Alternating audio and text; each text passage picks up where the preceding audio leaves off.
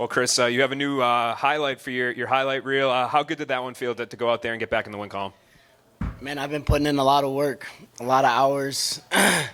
Last fight didn't go my way, so to see all my hard work paying off, man, it meant a lot. It meant a lot. And we didn't get the chance to talk to you after that last fight, but I guess the months that came following it, leading up to this one, coming out of your first loss, I guess, how did it feel? What was the mental side of experiencing that for the first time? Yeah, that was my first MMA loss, but I've taken my fair share of losses over the years. I grew up wrestling at a really high level, and it's always deflating. You never lose and feel good. But what it does force you to do is go back to the drawing board and kind of just reevaluate things. Yeah. So I went back to the drawing board, looked where I was deficient, looked where I was proficient, and just started connecting the dots a little bit, kind of revamped my training. I've been driving down to CSA with Coach Kieran and a lot of those high-level guys and young ladies, too, down there, high-level striking. And, we just kind of piggyback off of each other. And I helped them. They helped me. I scratch your back, you scratch my back kind of thing. And tonight it paid off, so it felt really good.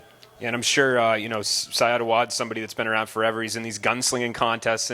But for you, I mean, could it have gone any better than that? Was that like a scenario, your best-case scenario when you played it out in your head?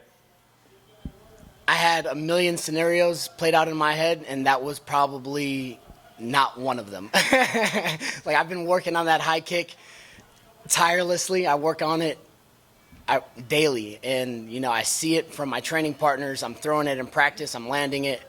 And just to see it pay off and be able to put that on tape and put that performance on in the cage, it means a lot. It means a lot. Chris, going off of that, were you practicing that high kick specifically for Saad Awad or just adding that to your repertoire in general? No, man, just kind of in general. I train with a ton of high-level guys, and they really like throwing that high kick. Andre Philly especially, he's hit me with that shit more times than I care to admit, to be honest.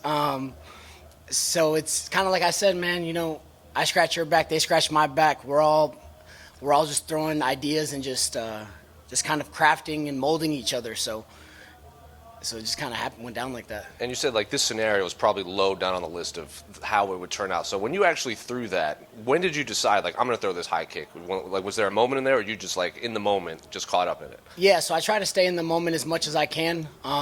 When you got a bunch of people screaming and cheering for the other guy, it's not the easiest thing to do, but I'm recalling the fight right now. I'm playing it back in my head, and I think he threw a rear kick as well, which I blocked. And I was like, fuck you. Here's my rear kick. And so it just kind of happened like that. So that kick doesn't land. What was the game plan for this opponent? I always plan to go in there and just dominate for 15 minutes. Go in there and impose my will. I feel like I'm bigger, faster, and stronger than all of these guys, or most of these guys.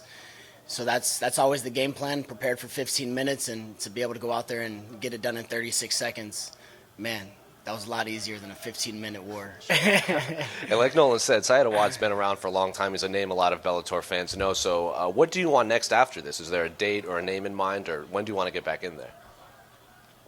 Yeah, I want to stay active as possible. I've had a few layoffs for just various injuries I've had over the years. I know they're going to be in San Jose pretty soon. I know they got a couple other cards lined up, so all options are on the table. I'd like to, just keep this train rolling and get as much momentum as I can to keep 2022 going. Would you go to London to fight? Yeah, if they're going to pay the taxes for me.